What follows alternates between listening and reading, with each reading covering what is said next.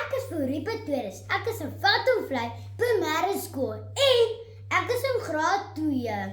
Fourie, het jy alweer rooi mure?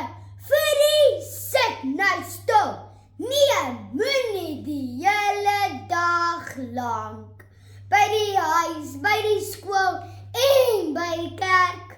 Lyk ek soos iemand met rooi mure, maar reken, dis omdat rooi mure altyd oral is waar hulle nie moet wees nie.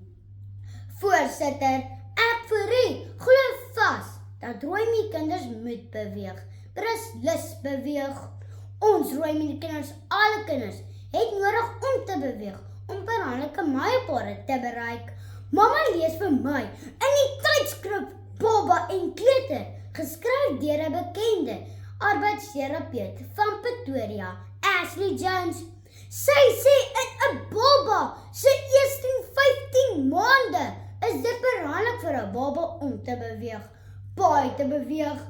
Daardie 15 maande leer die baba te sit, te kruip en te loop. Alles in daardie 15 maande. Maar hier is my vraag. Hoekom leer kinders so vroeg om te beweeg as ons nou net moet stil sit? Sy sê verder, kinders moet speel en beweeg, want sodat jou spiere sterk kan word en jou brein slimmer te kan word. Tweedens is dit belangrik vir 'n kind se emosies om te beweeg. As mamma so raas, lees ouma Karin vir mamma in haar boek Gesonde Grense, wat geskryf is deur Dr. Anthony. Hy is 'n bekende sielkundige van Kaapstad.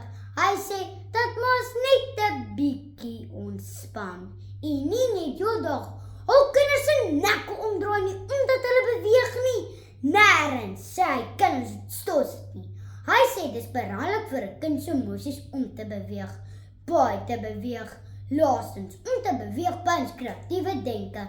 Kyk vir my, hier staan ek Fourie Pretorius, vol kreatiewe denke. Ek sê my toespraak. Rooi mure kinders moet beweeg, hier vir julle almal, hier by die redenaarskompetisie. En ek is vol kreatiewe denke.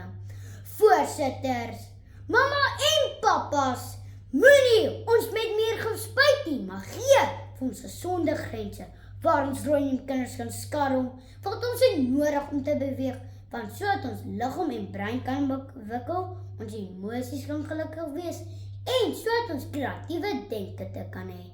Ek Fourie sien myself eerder soos 'n rooi mure generasie as gesigloos en lang.